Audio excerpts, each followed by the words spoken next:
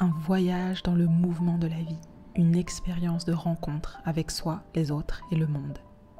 Je suis Camille Fitoussi, exploratrice de nos complexités d'humains et de nos systèmes, coach professionnel certifiée et fondatrice du cabinet Co-Perspectives.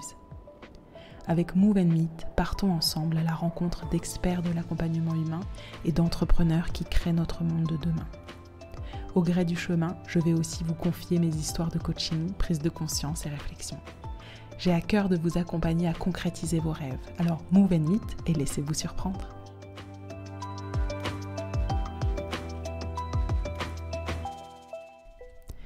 Le leadership contemplatif comme l'art d'intégrer l'être et le faire avec Fabrice Desmarescaux, avec qui j'ai eu un grand bonheur d'échanger. L'enregistrement de l'épisode n'a pas pu être diffusé en direct sur LinkedIn comme c'était prévu. Les challenges techniques ont eu raison de nous, mais ça a été une belle mise en pratique finalement pour accueillir ce qui est. Donc voilà l'épisode aujourd'hui. Vivre en accord avec notre raison d'être, accepter les questions sans réponse, sortir du cercle du toujours plus, franchir certaines portes à la rencontre de l'Asie et de l'Occident, de l'être et du faire, de l'art de la contemplation. Voilà une belle proposition de chemin pour les leaders d'aujourd'hui et de demain. Je vous souhaite que ce moment soit, comme il le fut pour moi, un voyage de réflexion et d'exploration. Bonne écoute.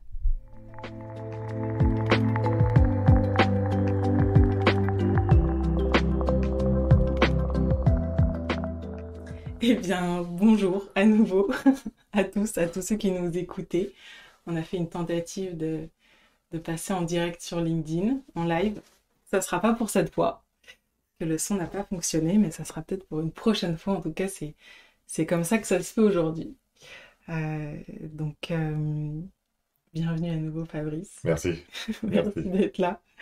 C'est toujours un bonheur d'être ici. C'est toujours un bonheur. Encore.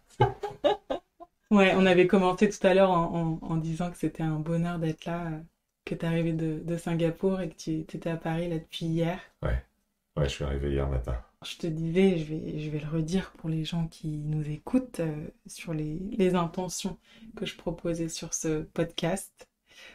Cette heure et demie qu'on va passer ensemble, peut-être un peu plus, peut-être un peu moins, on verra ce qui arrive, c'est de se dire de faire justement avec ce qui arrive. Et donc c'était très très opportun. Et je dis ça parce qu'il y a une de tes phrases dans ton livre qui m'avait marqué sur il ne s'agit pas de savoir ce que vous attendez de la vie, mais ce que la vie attend de vous. Donc qu'est-ce que cet échange attend de nous? on va le découvrir, on va voir là où ça nous mène. Et puis voilà, si on prend un chemin qui ne te conviendra pas, ou on changera, on bifurquera, donc on se laisse porter. Et la deuxième intention que je voulais te proposer, que j'ai pas eu le temps de te proposer, mais maintenant je vais te la proposer, dans ton livre, à chaque fin de chapitre, il y a un petit résumé du chapitre et il y a des questions. Mm-hmm. Et chaque question en soi, on pourrait y passer des heures de réflexion, j'adore. Et la dernière question, tu t'en souviens ou pas? Non. C'est si vous aviez un mois de plus supplémentaire cette année, qu'est-ce que vous en feriez? Et donc je me suis posé cette question et je me suis dit pourquoi attendre un mois supplémentaire pour ne pas vivre chaque moment comme un cadeau, comme un moment supplémentaire, parce que rien n'est dû en fait. Cette heure et demie là qu'on passe ensemble, elle n'est pas due. La vie ce matin, le fait qu'on se soit réveillé ce matin, c'est pas un dû. Et donc, j'avais envie de te proposer de vivre cette heure et demie comme une heure et demie supplémentaire. Très bien, ça me convient. Ok, super. Alors, on est parti. Et puis, on avait dit aussi qu'on était ici grâce à Grégoire Amig, qui est un de tes amis. Et qui avait écouté le podcast et ça t'avait donné envie de me contacter pour tenter l'expérience toi aussi, par curiosité. Oui, j'ai trouvé que les possibilités que ton podcast ouvre sont toujours intéressantes à explorer. Donc, je me suis dit pourquoi pas passer un moment avec toi et voir où ça nous mène. Ok, super. En tout cas, je suis ravie de t'accueillir aujourd'hui. Et merci à Grégoire de rendre ça possible. Grégoire qu'on salue. Alors, J'aime bien la façon dont tu te décris à la fois sur LinkedIn et sur ce que tu m'as envoyé. Donc, tu es coach, consultant en leadership dans des entreprises de toute taille et puis tu animes des retraites. Et tu dis que tu amènes tes clients vers de nouveaux sommets de clarté et de productivité en te concentrant ou en se concentrant sur ce qui fait de nous fondamentalement des humains. Et tu évoques notamment le désir d'être heureux, le désir d'être en lien, connecté. C'est bien aussi le- la raison d'être de ce podcast, la rencontre. Et puis tu évoques aussi le fait de poursuivre son purpose. Alors, j'aimerais bien que tu nous dises qu'est-ce que tu entends par ce mot, comment on le traduirait en français. Je pense que c'est raison d'être ou sens, mais qu'est-ce que tu mets toi derrière le mot purpose? Oui, le raison d'être me paraît une bonne traduction. En fait, quel est le voyage que l'on accomplit quand on est ici sur Terre? Mm, Et on peut dire, ben voilà, mon voyage, moi, c'est... J'ai un job, je travaille, je me lève le matin, je gagne de l'argent, ça me permet d'acheter, d'aller faire les courses, et puis le soir, je me couche, après avoir regardé Netflix, et je répète ça toute ma vie sans me poser plus de questions. mhm, Euh, et c'est une manière de vivre. Une autre manière de vivre, c'est de se dire, mais finalement, pourquoi est-ce que je suis là?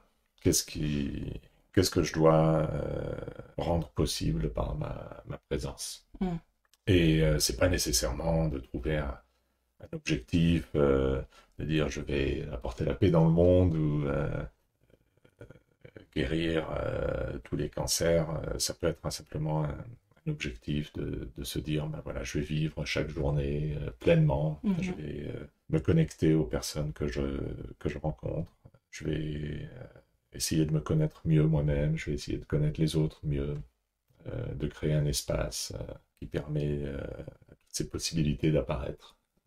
Donc on peut aborder les choses comme ça et de se dire finalement, il y a plusieurs niveaux auxquels on peut regarder notre raison d'être, mhm, le but de notre existence.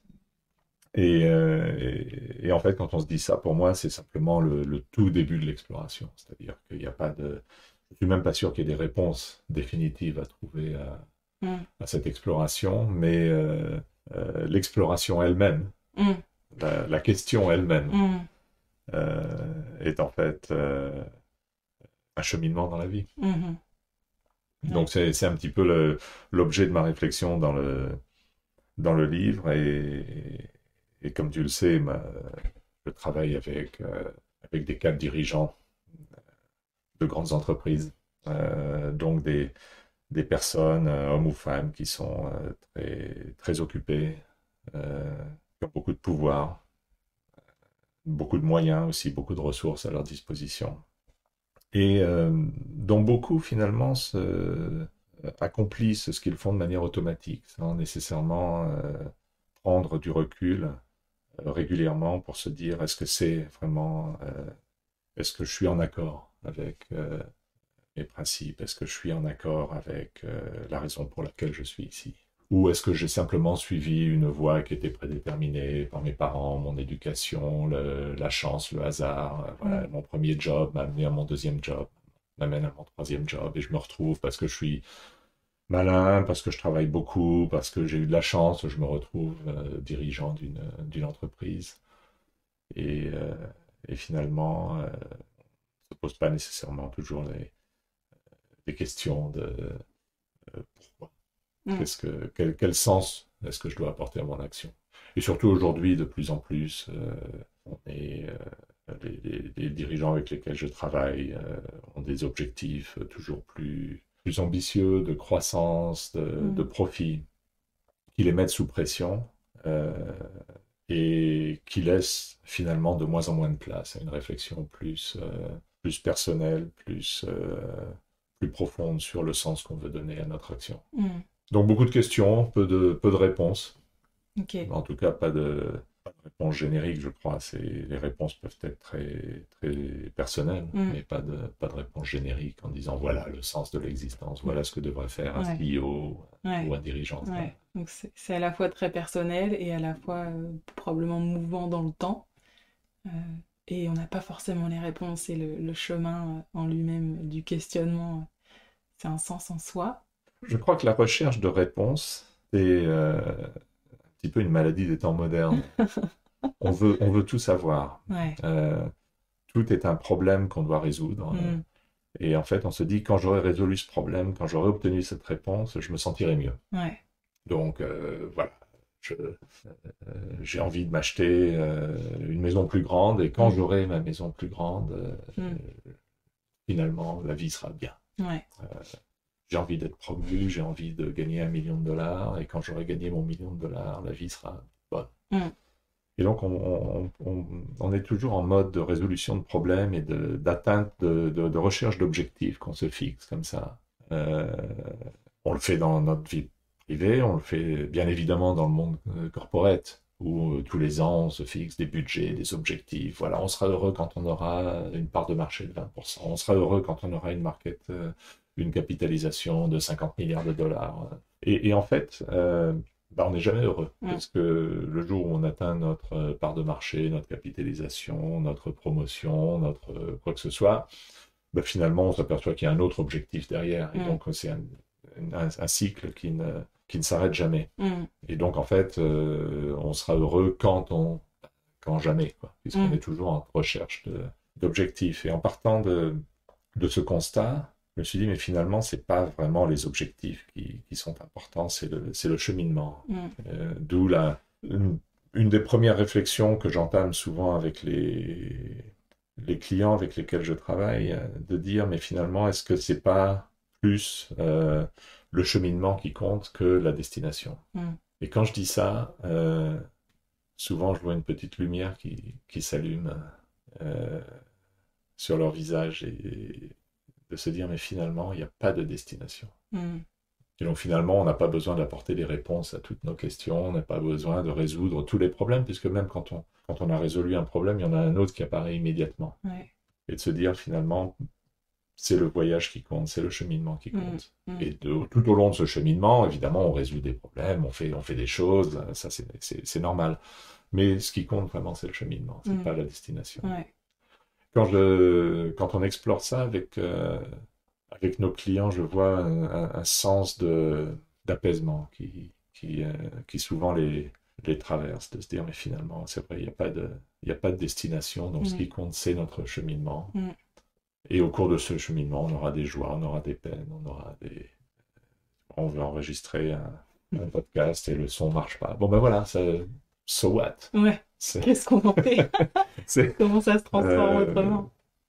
Comme dans Les souris et les hommes, on dit les meilleurs plans des hommes et des souris partent souvent en vrille. Enfin, traduction très libre de Fabrice. Voilà, c'est le meilleur exemple. Donc c'est un petit peu une base de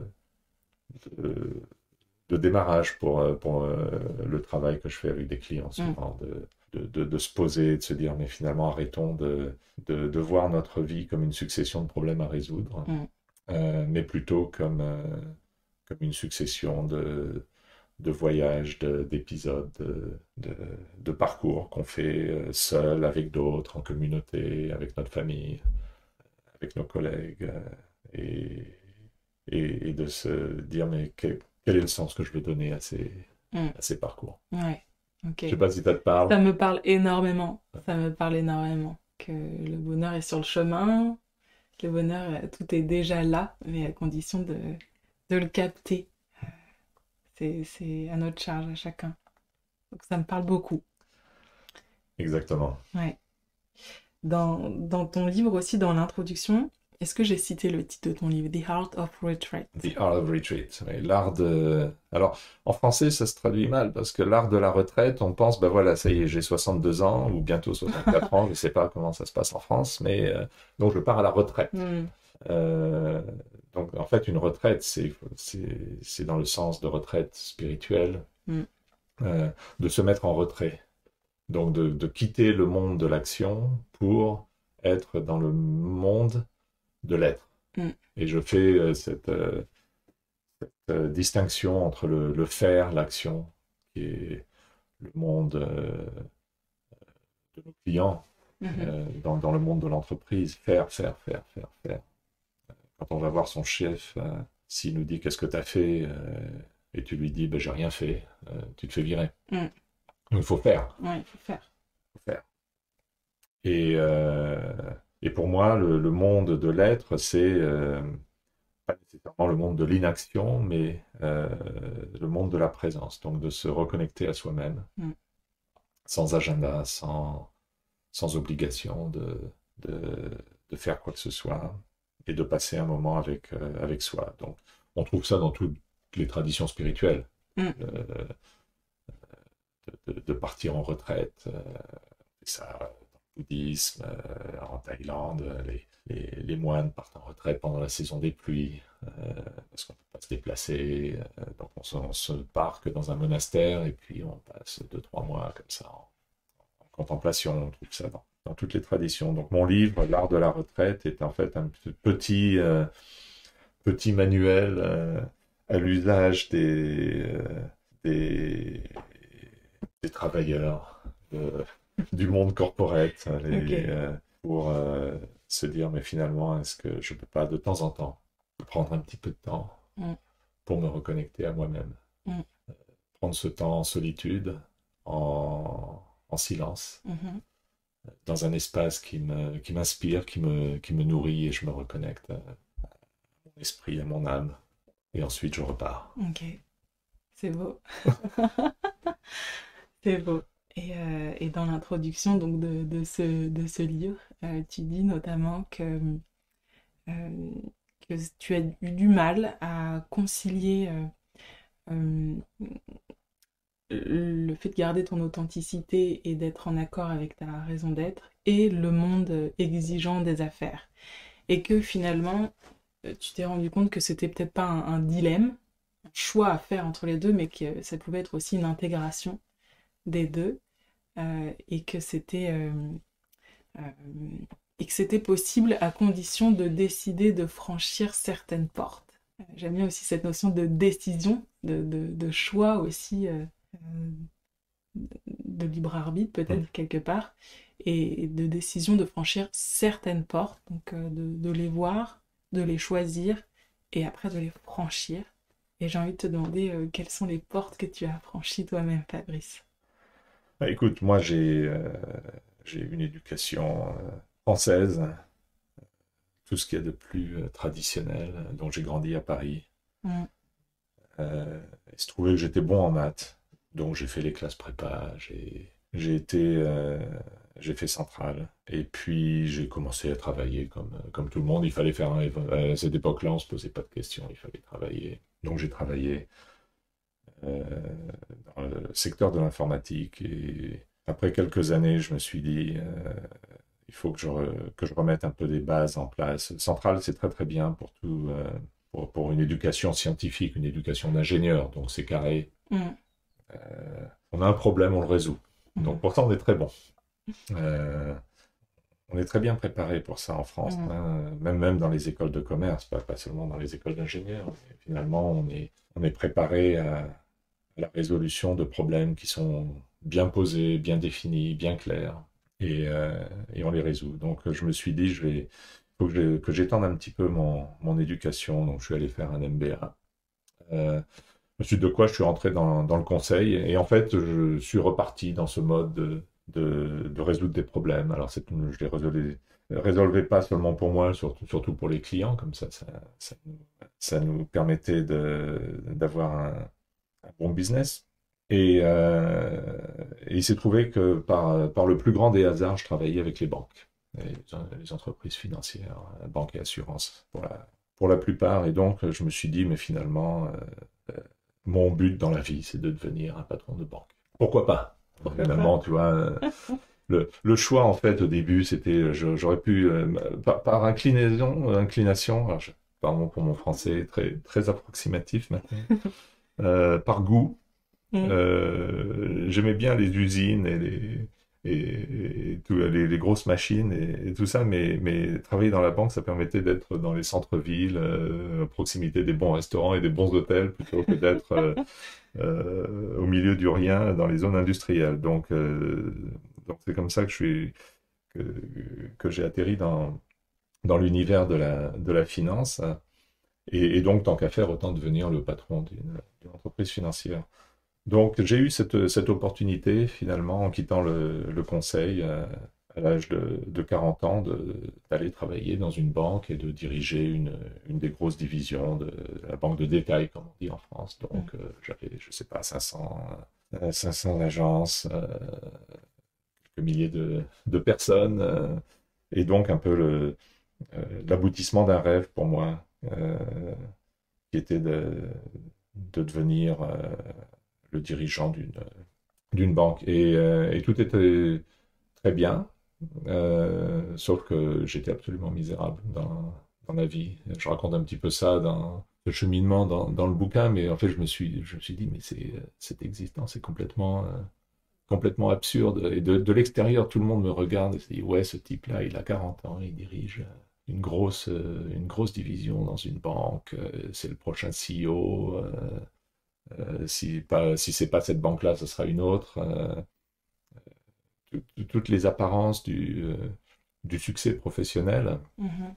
Et ma vie était absolument misérable. C'est-à-dire que je me levais le matin et je devais me traîner pour aller au bureau. C'était l'horreur totale. Et la raison pour laquelle c'était l'horreur totale, c'était que je me disais, mais à quoi ça sert tout ça? C'est-à-dire, je, mon but dans l'existence, c'est de vendre des cartes de crédit. Alors, je dis, il n'y a rien de mal à vendre des cartes de crédit. Moi, j'utilise des cartes de crédit, donc je suis très content qu'il y ait des gens qui me les aient vendues, mais ça me... Je dis, dans le pays où je travaillais en Asie, hein, dans le pays où j'étais, il y avait une centaine de banques qui faisaient la même chose. Donc, Mm. en fait, je me dis, mais si demain, il y a une espèce de gros vaisseau d'extraterrestres qui arrive au-dessus de ma banque, et un aspirateur géant qui aspire la banque et elle disparaît, Mhm.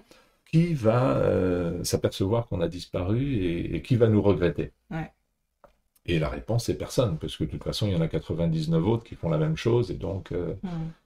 euh, à quoi on sert? Qu'est-ce qu'on fait qui est unique, euh, qui est inspiré, qui offre de la joie et du sens, et j'arrivais pas à trouver de réponse. Je me suis dit, mais c'est pas possible que j'ai travaillé comme un forcené pour faire des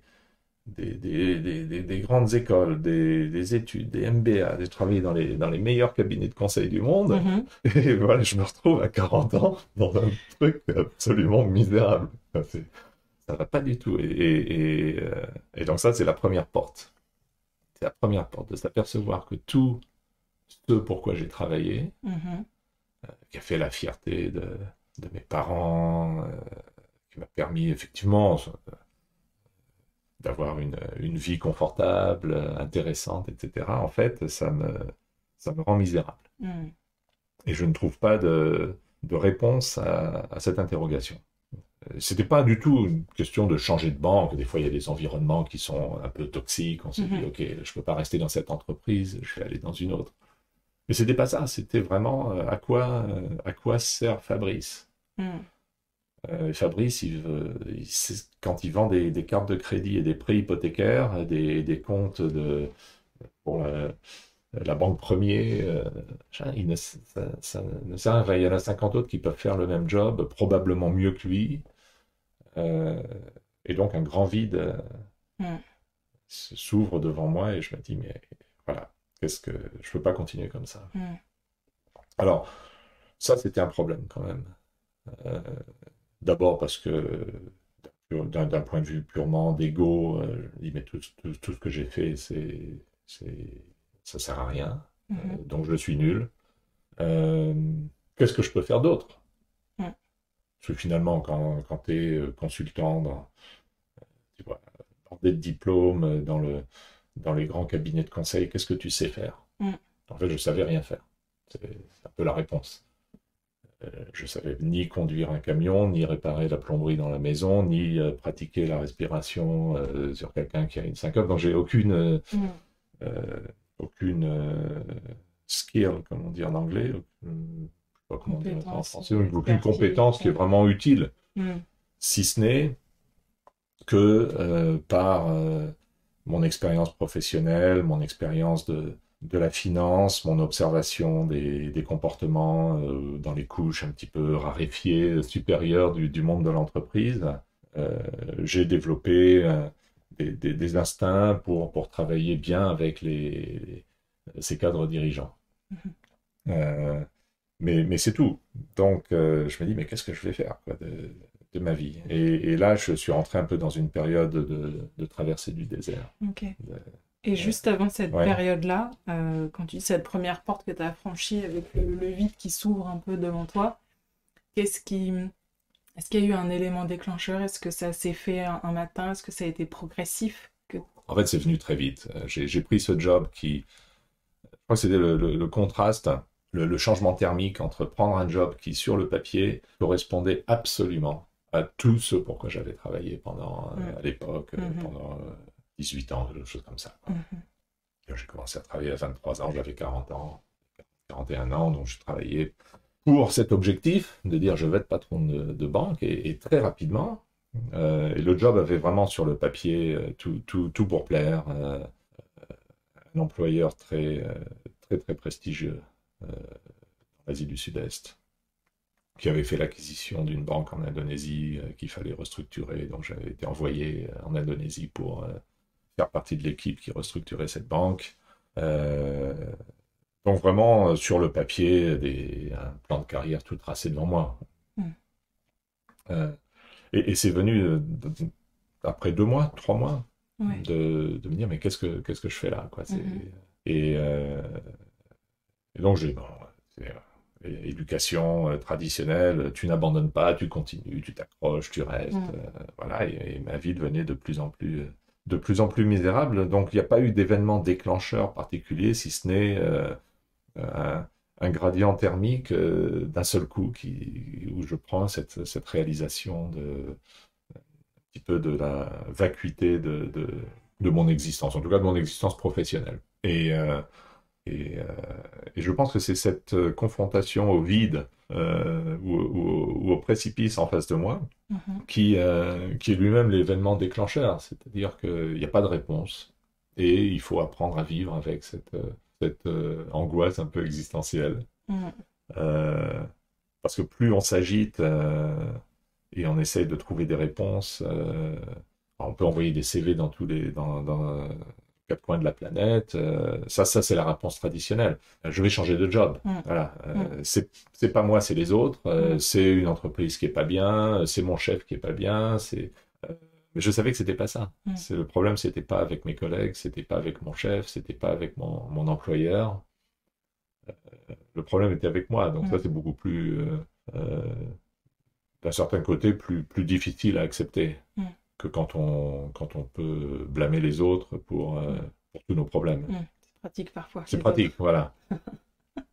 Donc là, il y avait personne enfin, franchement, c'était mon truc. Donc j'ai fait ma petite traversée du désert.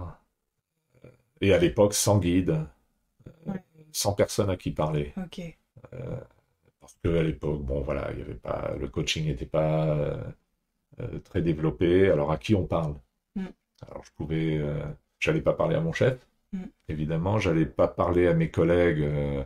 On se détestait tous cordialement dans l'exco de la boîte, donc j'allais pas parler à mes collègues, comme dans beaucoup d'entreprises. Hein, je veux dire, Mhm. encore une fois, Mhm. c'était pas une situation exceptionnelle. Bien évidemment, je vais pas parler à mes subordonnés. Mhm. Euh, J'avais pas grand monde autour de moi, auprès de moi, mes amis, ma famille n'avaient pas nécessairement le même vécu. Pour eux, voilà, j'avais une belle situation. De quoi tu te plains, quoi. Te- Baisse la tête et avance, quoi. Mhm. Donc, il n'y a pas grand monde à qui parler. Et donc, ça m'a pris un petit peu de temps pour décanter tout ça. Euh, et la réponse, comme très souvent dans ces situations-là, est arrivée complètement par hasard. C'est-à-dire que si on se crispe et on se dit, Ouais. voilà, dans 6 mois, il faut que j'ai trouvé la réponse. Mm. Alors moi, je vais faire un plan, je vais faire une Excel en disant, voilà, je vais faire ci, A, B, C, D, je vais Mm. lire tel livre, je vais voir, et dans 6 mois, il faut que j'ai... Là, tu t'accroches et c'est un petit peu comme se débattre dans les sables mouvants, quoi. Tu Mm. t'enfonces de Mm. plus en plus vite. Donc, j'ai eu cette présence d'esprit de me dire, mais finalement, il faut pas que je m'agite, Mm. ça va se décanter. Euh, Passer un petit peu de temps à réfléchir par moi-même. Je me souviens que je suis allé à Bali, passer un mois pour essayer de faire le point, mais encore une fois, sans pointeur, sans aide extérieure, quoi. Et ben voilà, tout ça s'est décanté. Un jour, j'ai reçu un coup de téléphone d'une amie qui était qui a pris sa retraite maintenant, Karen, qui était une grande chasseuse de tête euh, en Asie, qui m'appelle et qui me dit, Fabrice, on a un job pour toi dans la banque, une banque voilà, XYZ qui recherche un patron de ABCD, je sais même plus ce que c'était. C'était complètement inintéressant. J'en avais absolument rien à foutre de son job, Ok. machin. Et je lui dis, on se connaissait bien, et je lui dis, écoute Karen, Mm. je m'en tamponne quoi de ton job, c'est pas ma solution quoi. Je vais pas quitter mon job Mm. actuel pour ce truc-là qui va Mm. être Mm. le même cauchemar. Et elle me dit, mais pourquoi tu viens pas travailler avec nous alors? On a, on a besoin de quelqu'un qui est bien connecté dans la finance et qui est capable enfin, qui est bien connecté, qui a un beau réseau d'adresses, voilà, comme on dit Mm. ici, un carnet d'adresses. Ouais. Qui a un carnet d'adresses on cherche quelqu'un qui a un carnet d'adresses en Asie dans la finance et qui nous aiderait à recruter des cadres dirigeants pour nos clients banques. Et au début, je me suis dit, mais qu'est-ce que c'est que ce truc-là? Enfin, de quoi qu'est-ce qu'elle me raconte, Karen? Et je sais pas, très rapidement, je me suis dit, mais bon sang, mais c'est bien sûr. Je retourne ça m'offre l'opportunité de retourner dans un cabinet de conseil. Je voulais plus faire du conseil en stratégie. J'avais Mhm. fait 12 ans, suffisamment de PowerPoints pour écrire une encyclopédie, remplir la bibliothèque d'Alexandrie. Donc c'est bon, je veux plus faire de PowerPoint, je veux plus faire d'Excel. Mm. Je veux travailler avec les gens. Et en regardant mon parcours finalement, qu'est-ce qui m'a plu le plus quand j'étais consultant, c'était d'aller faire les recrutements sur les campus des MBA américains, c'était Mm. d'être professeur dans nos programmes de développement interne, c'était de travailler avec les jeunes consultants pour les mentorer, c'était tout ça, c'était l'aspect humain en fait, l'aspect quantitatif, analyse, résolution de problèmes, modélisation, tout ça. Finalement, je l'ai fait parce que j'étais bon en maths, hein, Mm. mais ça m'a jamais vraiment éclaté. Moi, ce qui me plaisait, c'était de travailler avec les gens. Et en regardant encore un petit peu plus mon histoire, finalement, je me suis aperçu que depuis tout le temps, j'étais attiré par ces domaines-là. J'avais lu des bouquins quand j'avais 20 ans de psychologie, de spiritualité, tout ça. Et donc, en fait, tous les petits cailloux du petit poussé étaient déjà Mhm. là, simplement, je les voyais pas. Et donc, quand Karen m'a dit, bah, écoute, rejoins-nous, Mhm. tout s'est un petit peu mis en place. Et c'était le grand virage de ma carrière, de laisser tomber les aspects quantitatifs du travail de la finance pour m'orienter vers les aspects humains. Mhm. Alors au début, recrutement, puis en étendant mes activités, ce qu'on appelle assessment, donc évaluation des talents, puis euh, l'accompagnement du développement des dirigeants, en individuel ou en équipe. Mhm. Ajoute à ça une dimension un petit peu spirituelle.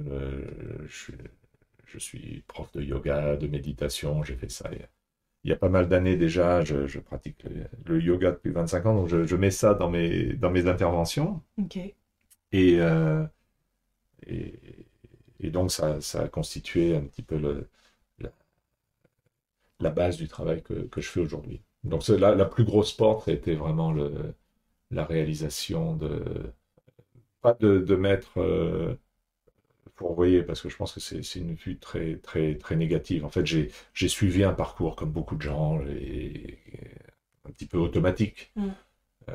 Soit parce que nos parents nous emmènent dans une direction, soit parce que c'est le truc à faire, ça va faire bien, ça permet d'avoir une belle situation, etc.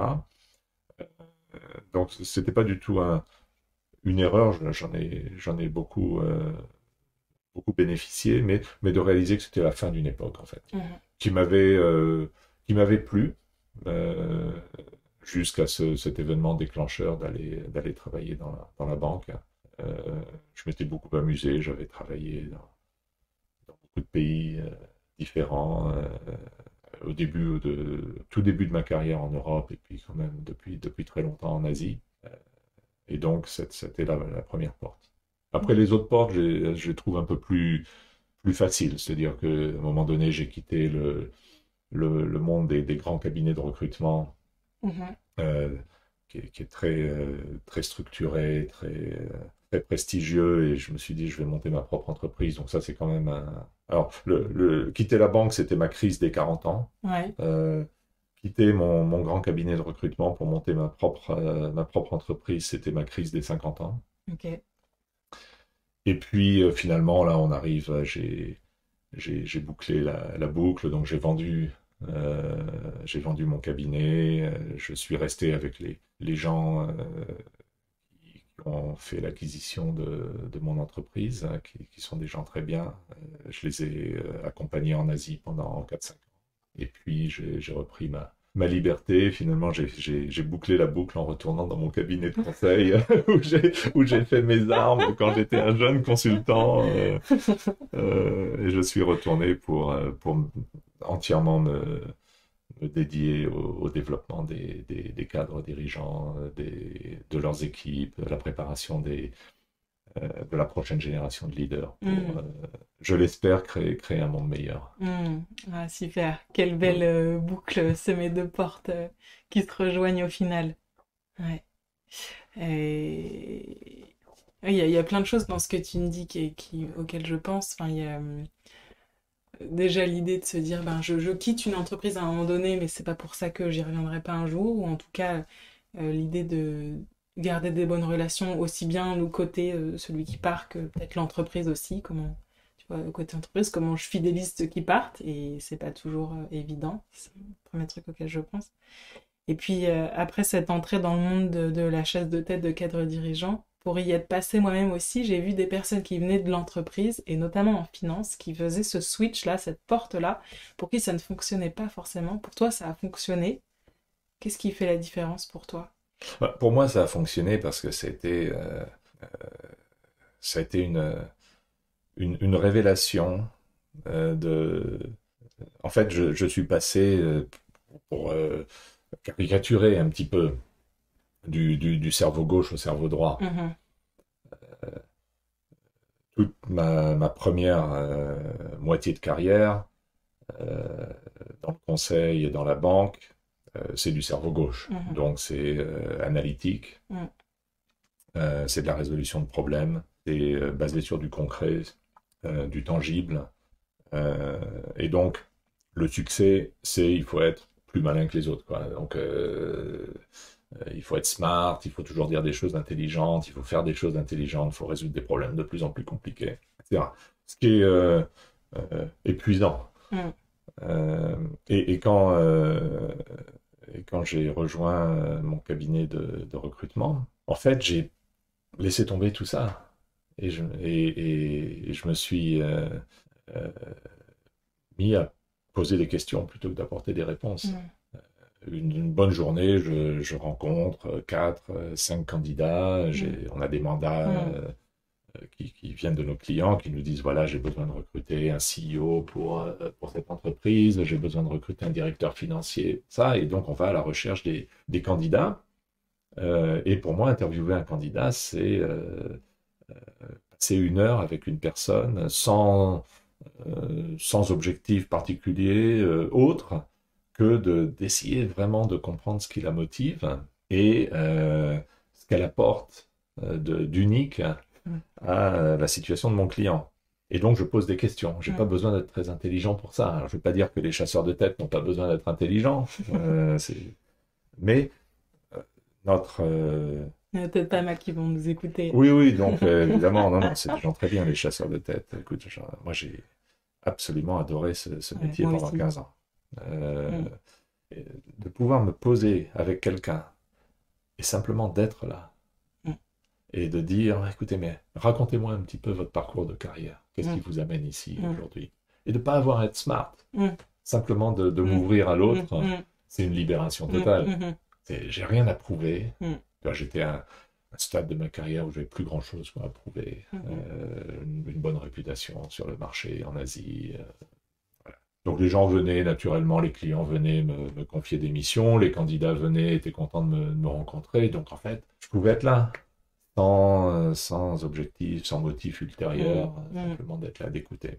Et c'est comme ça que sur ces 15 années que j'ai passées en cabinet de recrutement, finalement, j'ai naturellement évolué vers le rôle de coach et pour aider mes clients sans l'aspect transactionnel il faut que je remplisse ce job ou il faut que j'aide ce candidat signer le contrat, etc. Il y a toujours un aspect un peu transactionnel.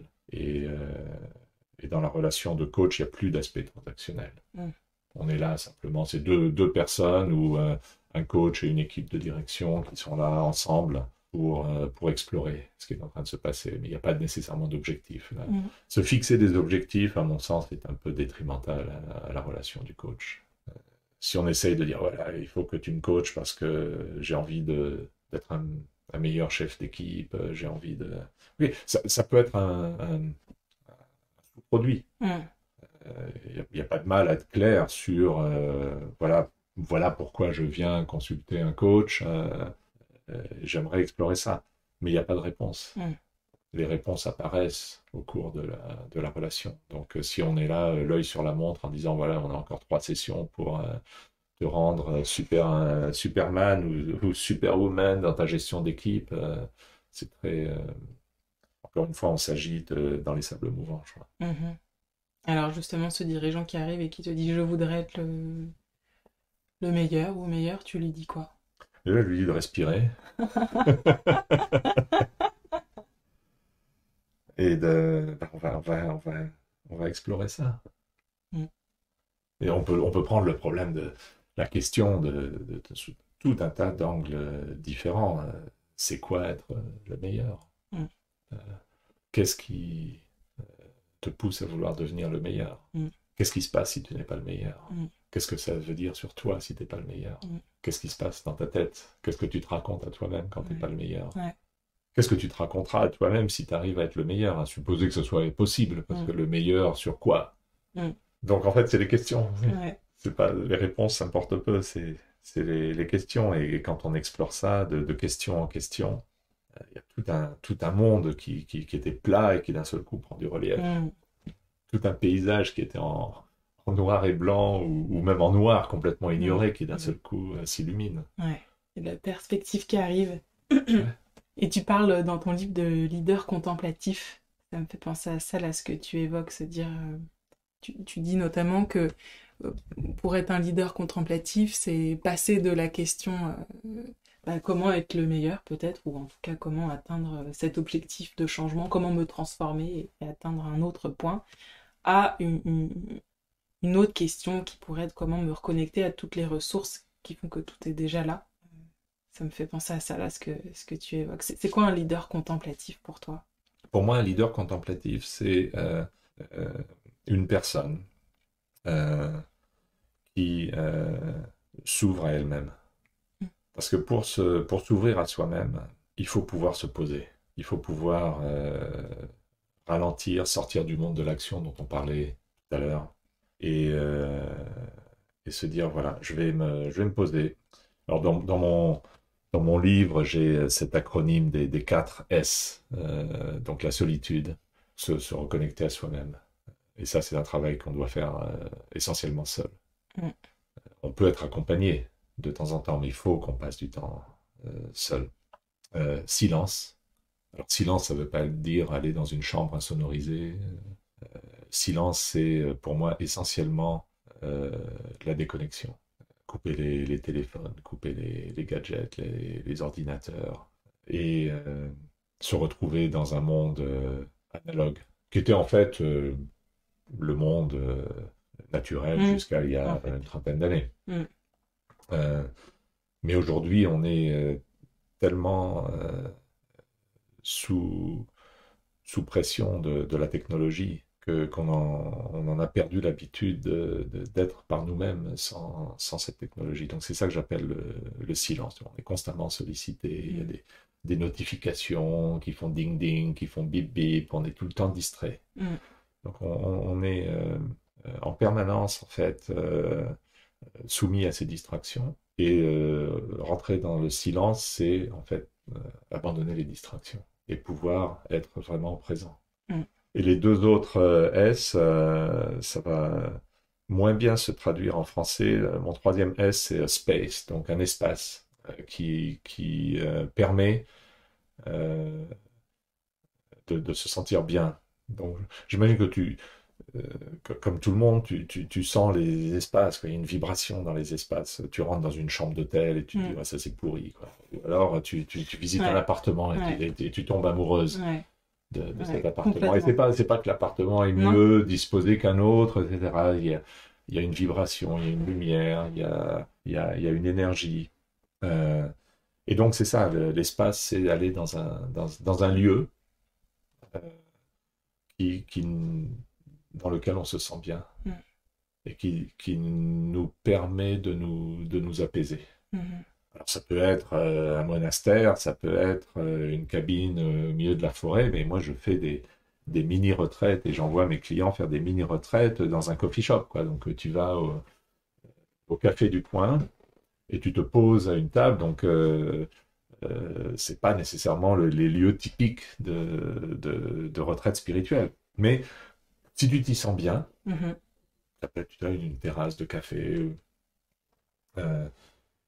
où tu te sens particulièrement bien, ça va t'amener dans un autre niveau d'énergie. Le quatrième S, c'est le spirit. Donc, c'est ce désir, cette ouverture à se reconnecter à soi-même, à notre âme, à notre esprit, à la force interne qui nous anime et qu'on n'écoute jamais.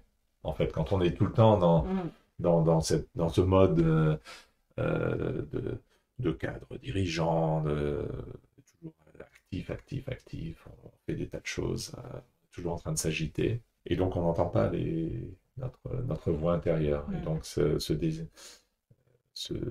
cette ouverture, ce désir de se reconnecter à notre voix intérieure, c'est le quatrième pilier d'un leader contemplatif. Ok. Le désir de se reconnecter à cette voix intérieure. Comment on passe du désir à la concrétisation? Tout simplement en s'ouvrant. Il n'y a pas d'attente à avoir. Si on a des attentes, c'est un petit peu comme les gens, tu vois, qui font de la méditation en disant, voilà, ça va me permettre d'être hyper focus, donc après je vais travailler beaucoup mieux.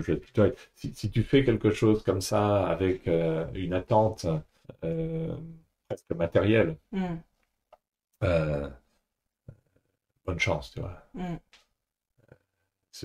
Tous ces raccourcis pour essayer d'être plus efficace, avoir plus de succès en utilisant des techniques diverses et variées, ça peut marcher, mais je crois qu'il faut être confortable avec ne pas savoir en fait ce qui va arriver, parce qu'il y arrive toujours quelque chose, et donc laisser partir nos attentes pour s'ouvrir aux coïncidences. Alors c'est très jungien, ça, la synchronicité, mais c'est tellement vrai. Que... Et c'est tellement relaxant, finalement, si tu te dis, voilà, je ne sais pas, et je suis en paix avec le fait de ne pas savoir. Quand tu dis ça, et que tu l'internalises, tu vois, qu'est-ce que tu te sens bien. S'ouvrir à ce qui va arriver. Que curiosité de l'instant. Ouais. Et être en paix avec le moment présent. Et ne pas avoir de réponse immédiate, toute faite. Mac réponse, tu vois. ChatGPT, please tell me what is the meaning of life. The meaning of life is. Ah non, ça c'est débile, quoi. Ouais. Quand tu réfléchis, mais c'est un truc de dingue, quoi. Il faut avoir tout de suite, les réponses tout de suite. Ah voilà, je veux atteindre l'illumination, enlightenment, on dit en anglais. Tu vois. Alors, comme j'ai pas le temps d'aller méditer pendant 10 ans, je vais aller faire une retraite d'ayahuasca. Voilà, pouf, spiritual shortcuts. Ça, j'y crois pas du tout. Je crois qu'il faut faire le travail. Et encore une fois, il n'y a pas de destination, c'est le voyage qui compte. Quand tu dis il faut faire le travail, ça veut dire quoi il faut faire le travail? Il faut accepter de ne pas savoir quand les réponses arriveront, quand les déclenchements se feront. Ça ne veut pas dire ne rien faire, donc tu vois, aller s'asseoir sous le bananier, attendre que les fruits tombent tout près. On peut, je crois qu'il est important d'avoir des pratiques qui nous permettent de supporter notre cheminement, l'encadrer, par exemple. La méditation, c'est une bonne pratique. Alors pourquoi c'est une bonne pratique? Ça nous permet de ralentir, ça nous permet de nous ouvrir au moment présent, de laisser tomber la voie du jugement. C'est pas parce qu'on va commencer à léviter et à se mettre à voler au-dessus des montagnes. Tu vois. Donc il y a des tas de pratiques que je décris d'ailleurs dans mon livre, lire de la poésie, chanter, aller marcher pieds nus dans la forêt, sur la plage, écrire dans un journal, et surtout pas sur une tablette, tu vois. Ça fait un vrai crayon, enfin, du bon papier, d'écrire ce qui te passe par la tête. Ah, donc ça, on encadre, mais il faut être prêt à ce que les réponses apparaissent avec leur propre rythme. On ne peut pas contrôler ça. Il faut simplement accepter de faire ce voyage. Donc c'est ça que j'entends par faire le travail. Si tu prends pas du temps, si tu te dis, voilà, je vais... la métaphore que j'ai, moi, pour les clients avec lesquels je travaille, tu vois, c'est l'analogie du mec, tu vois, qui fait tourner ses assiettes sur des petites baguettes. Et donc, il en met 3, 4, 5, et puis après, les assiettes commencent à tanguer, tu vois, et donc il redonne un petit coup de spin sur... Et en fait, c'est ça un cadre dirigeant aujourd'hui. C'est quelqu'un qui a toujours une overdose de choses à faire. Le flot des emails ne s'arrête jamais. Le flot des problèmes qui lui arrivent ne s'arrête jamais. Et donc, tu demandes aux gens comment ça va. Oh là là, qu'est-ce que je suis busy, tu vois. Comment ça se passe au travail? Oh là là, j'ai tellement de trucs à faire. Et ça, c'est la réponse classique. Très classique. J'ai trop d'assiettes à faire tourner.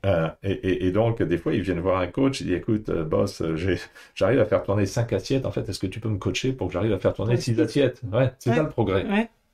Mais alors, quand tu auras fait tourner 6 assiettes, qu'est-ce que tu feras? Tu vas me montrer comment on en fait tourner 7. Tu vois, et on essaye de coincer de plus en plus de trucs dans les mêmes 24 heures, en disant, mais finalement, le progrès, tu vois, c'est d'arriver à faire plus d'emails, plus de problèmes, plus de réunions. Donc, on passe des réunions d'1 heure à des réunions d'1 demi-heure. Après, il y a des boîtes qui font des réunions de 5 minutes. Donc, c'est vraiment, on met les activités comme des petites sardines dans la boîte. Et le progrès, c'est d'arriver à en faire plus. Et si tu réfléchis, c'est complètement débile. Ça nous emmène nulle part. Et donc, ce que j'essaie de faire en fait, avec mes clients, c'est de dire, non mais attends, là tu regardes la dimension horizontale, tu vois, c'est la dimension du temps, et pour toi le progrès, c'est tu passes de 5 assiettes à 6 assiettes, à 7 assiettes, et donc dans ta dimension horizontale, tu essayes de faire de plus en plus. Et je dis, non mais attends, ça s'arrête jamais. Tu ne peux pas gagner à ce jeu-là. Tu ne peux pas gagner. Donc pourquoi on ne dit pas, ok, pause, stop, tu vois, et on va ouvrir une autre dimension. Et c'est la dimension verticale et c'est la dimension de l'être. Et c'est donc là où on se dit, voilà, je me pose et je me reconnecte à moi-même. Plutôt que d'être fragmenté entre 18 activités simultanées, de multitasking, comme on dit, tu vois, je suis en train de parler à quelqu'un et puis mon email fait ding-ding et donc j'arrête de parler à la personne pour regarder l'email et puis après mon téléphone sonne et donc on est tout complètement fragmenté comme ça, de se dire, voilà, je me pose. Et je me mets dans un moment de présence, je me reconnecte à moi-même. Je laisse tomber, tu vois, c'est la notion de silence, je déconnecte. Et je regarde, mais qu'est-ce qui est en train de se passer en moi? Qu'est-ce qui se passe là? Tu peux faire ça pendant 1 minute, tu peux faire ça pendant une journée, 5 jours, peu importe, mais c'est de créer ces temps de reconnexion à soi-même. Et ça te donne une vision complètement différente. Une clarté, une balance, hein, c'est un peu la promesse de l'approche de faire ces temps de retraite, c'est de se reconnecter en fait à un équilibre plus profond, de voir les choses telles qu'elles sont de manière plus claire. Et ensuite, tu peux repartir faire tourner tes assiettes. Il n'y a rien de mal. De toute façon, il faut le faire. Hein. Dans le monde de l'entreprise, on ne va pas s'en tirer si on ne fait pas tourner nos 6 assiettes. Donc, autant prendre son parti. Mais au moins, on peut se mettre, au lieu d'être dans la danse, tu vois, pour prendre l'analogie de Heifetz, tu vois, au lieu d'être dans la danse toujours sur le nez sur le guidon, on peut monter sur le balcon et observer tout ce jeu. Et de se dire, ok, finalement, moi, je fais des emails comme tout le monde, tu vois, si je regarde pas mon email pendant une journée, j'en ai 70 qui m'attendent le lendemain matin, donc on est tous dans... C'est le prix à payer aujourd'hui. Mais au moins, on le fait avec un certain recul. Et on se dit, mais c'est un jeu finalement. Ouais. C'est un jeu. Donc autant s'amuser. Autant s'amuser. Ouais. Et ça permet de plus avoir cette anxiété de dire, oh là là, qu'est-ce que je suis busy, j'ai trop d'emails, j'ai trop de réunions. Une personne qui t'oblige, prends un peu de recul, regarde, ris. Ris de ces assiettes qui tournent. Il faut qu'on ait un job, il faut qu'on gagne de l'argent, il faut faire vivre nos familles, il faut envoyer nos enfants à l'université. On a tous des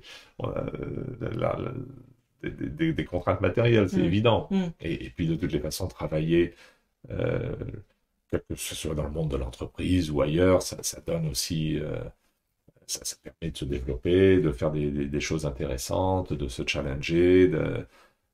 Donc je dis pas arrêtons de travailler, allons sur une île déserte à ne rien faire. C'est pas du tout ça.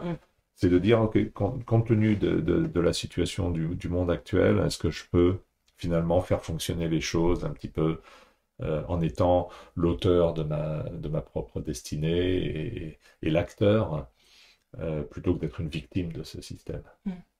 Et ça, on y arrive en créant ces plages de ce que j'appelle de retraite, mais qui nous permettent de prendre du recul, de nous reconnecter à l'être plutôt que le faire. Et ça nous donne une plus grande sérénité, une plus grande, j'allais dire equanimity, mais alors là, je suis incapable de traduire ça en français. Mais voilà, une paix d'esprit, un équilibre. Plus important. Un équilibre. Ouais. Et cette conceptualisation que tu as avec ces 2 axes, je la trouve intéressante. Tu vois, nous, là où je me suis formée chez International Mosaïque, une école à Paris qui est reliée à l'ICF, on nous transmet un concept de la boussole du changement avec des axes comme ça, avec un axe horizontal de la relation, on va dire du je au nous, et puis un axe vertical du sens aux récoltes. Et ce que tu évoquais avec ce concept des axes, ça faisait écho pour moi à cet autre concept. Comment ça t'est venu? Est-ce que ça t'a été transmis? Qu'est-ce qui fait que tu visualises les choses de cette façon-là? Alors, ça vient pas de moi. Je l'ai vu ou je l'ai lu. Alors, on trouve cette ce croisement des axes dans beaucoup de traditions spirituelles, dans le christianisme, Ouais, c'est la c'est croix. vrai. Je ne sais pas si c'est pas chez Eckhart Tolle Ouais. que j'ai vu ça. Euh, mais, mais comme je te dis, on le trouve dans beaucoup de, de traditions spirituelles et c'est en fait le confluent des deux axes, l'axe du faire et l'axe de l'être. Donc un axe qui est le monde séculier et le monde contemplatif ou spirituel. Et donc il ne faut pas les mettre en opposition.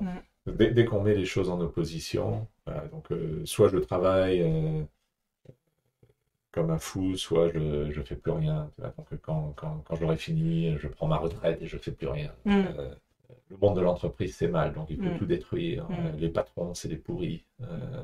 C'est vivre, pouvoir aux ouvriers, tu vois.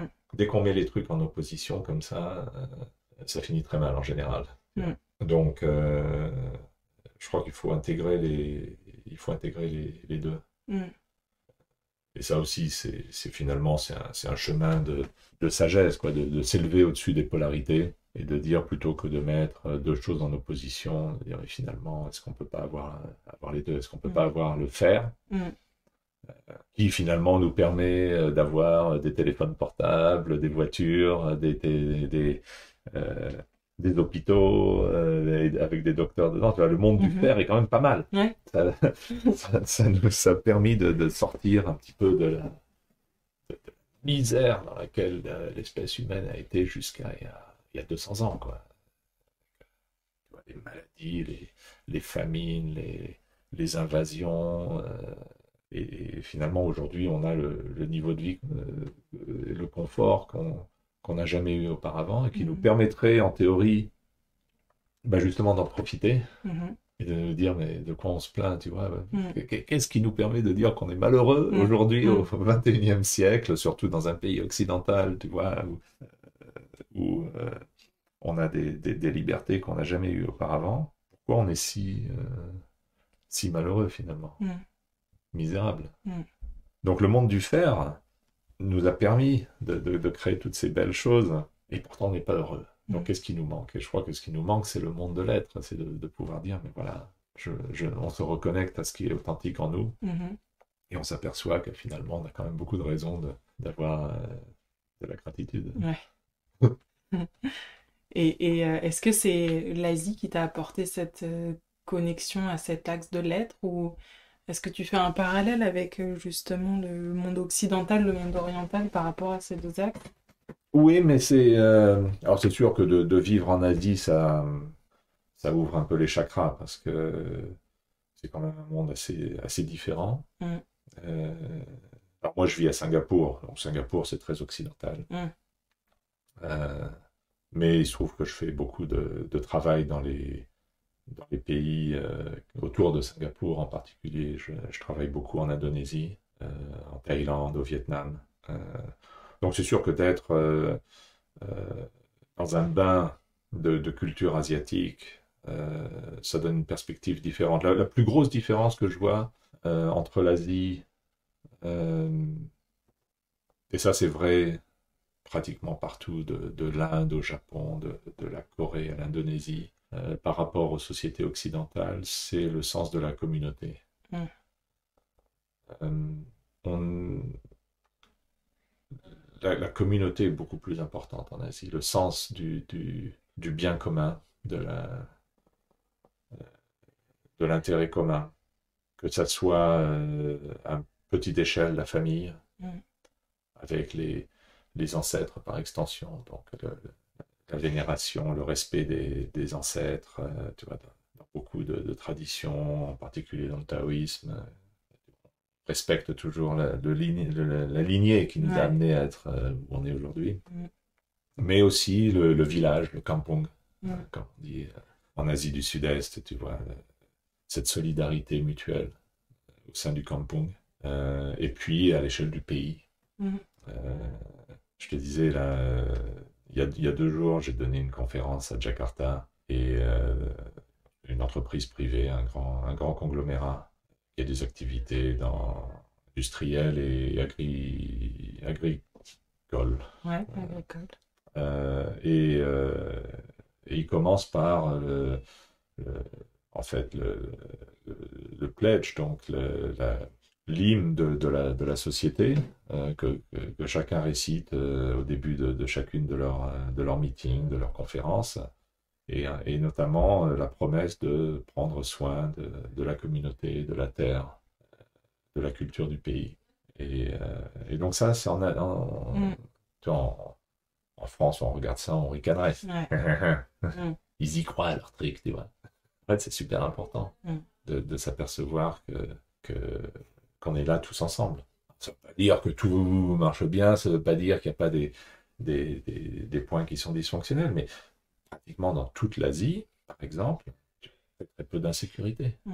Et c'est pas parce qu'il y a on dit à Singapour, il y a de la police partout, il y a des caméras partout, c'est vrai. Mais est-ce que tu t'es jamais senti euh, en danger quand tu te balades à Jakarta, qui est une petite ville de 25 millions d'habitants, Mm. Bangkok, au Vietnam, ou en Corée, Mm. ou au Japon? Mm. On va pas idéaliser, il y a du crime aussi, mais Ouais. sentiment d'être là ensemble et donc il y a pas cette agressivité qu'on trouve Mm. dans les sociétés Mm. occidentales. Mm. Donc c'est la grosse différence que je vois entre l'Asie et l'Occident. Alors Mm. évidemment, être dans cette soupe culturelle, ça ouvre des perspectives, mais ce qui est intéressant, c'est que même si traditionnellement un certain nombre de spiritualités contemplatives viennent de l'Asie, Mhm. le bouddhisme en particulier. En fait, ça a été un petit peu perdu quand même dans les sociétés asiatiques. Et le renouveau du bouddhisme, aujourd'hui, se fait beaucoup en Occident. Le Ouais. renouveau du yoga, ça se Ouais. fait en Occident, tu Ouais. vois. Donc, c'est marrant, il y a une espèce de transfert.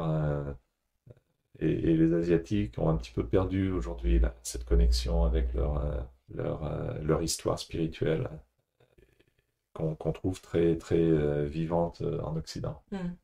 Quelque chose de l'ordre de l'intégration qui est peut-être en train de se créer au niveau mondial. Oui, ça peut être ça. Moi, je vois ça de manière positive parce que je trouve toujours marrant qu'aujourd'hui, les gens qui, qui répandent un peu ces traditions spirituelles sont souvent des Occidentaux. Mm. Et, et oui, c'est. Mm. Et toi? Et moi, quoi. C'est quoi, toi? Un occidental qui répand ça aussi ou comment tu te vois dans ce tableau?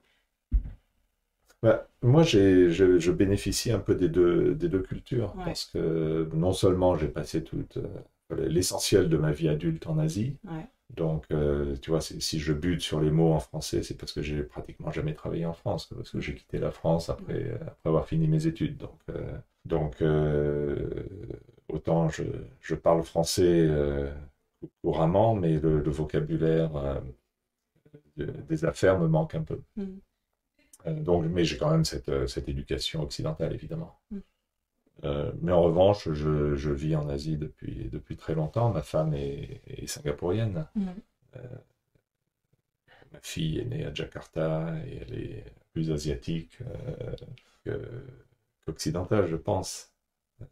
Euh, donc, euh, donc, tu vois, j'ai un peu ce culturalisme double Mm. qui est, dont je joue parce que ça me permet de, de travailler de manière très, très naturelle avec des cadres, des clients occidentaux. Euh, et souvent, quand ce sont des entreprises occidentales qui viennent en Asie, de faire ce pont et de les aider un petit peu à comprendre la culture des pays dans lesquels ils vont opérer. Mais je travaille avec l'essentiel de mes clients. Aujourd'hui, sont des Asiatiques. Mm. J'ai très très peu de clients occidentaux. Mm. La rencontre des cultures. Mm. Et si on revient sur cette idée d'axe, je me suis demandé s'il y avait un troisième axe, Ben, qu'est-ce que ça qu'est-ce que pourrait je être? ferais, hein? Ouais. Ça, je sais pas. Je suis pas sûr de ça. Mm. Déjà, deux, c'est pas.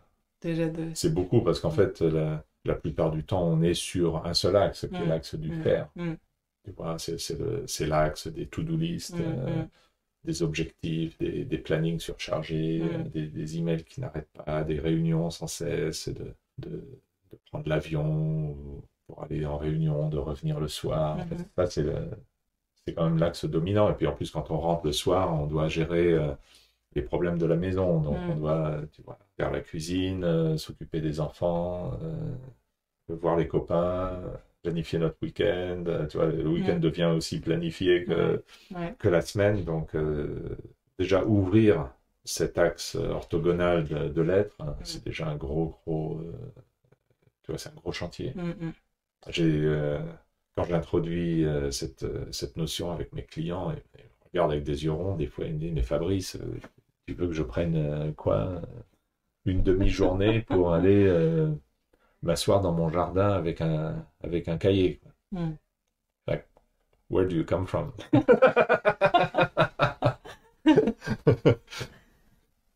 Et puis petit à petit, l'idée fait son chemin, évidemment. Des fois, j'utilise mes sessions pour l'heure ou l'heure et demie qu'on passe ensemble pour les ralentir. Ils arrivent, ils sont sur une horloge interne, tu vois, c'est incroyable. Ils parlent à toute vitesse. Ils sortent d'une réunion, il y a un truc qui s'est passé.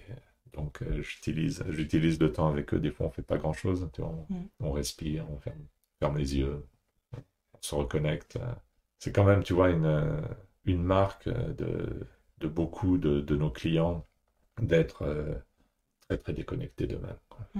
Ça vient de cette fragmentation, de ce rythme effréné, de passer de 5 assiettes à 6 assiettes. Et ça ne nous laisse pas le temps de se reconnecter. Donc, en fait, on vit dans notre tête complètement. C'est sans arrêt des problèmes, des narratifs, des histoires qu'on se raconte, des histoires qu'on raconte aux autres. Et on n'est pas connecté ni à ce qui se passe physiquement dans notre corps, ni à nos émotions. Quand je demande à mes clients comment est-ce que tu te sens, bien. Mais bien quoi? Heureux, triste, anxieux, en colère, frustré. Le vocabulaire émotionnel est très très limité. Je comprends pas ta question. Je me sens bien. Quoi. Je sens que je fais des progrès. Attends, je sens que je fais des progrès. C'est pas une émotion, tu vois, c'est une pensée. Donc tu es reparti dans ta pensée. Tu te reconnectes pas. Donc reconnecter nos clients, je pense que c'est vrai pour tous les coachs. Reconnecter nos clients à leurs émotions et à leur corps. C'est un travail absolument essentiel.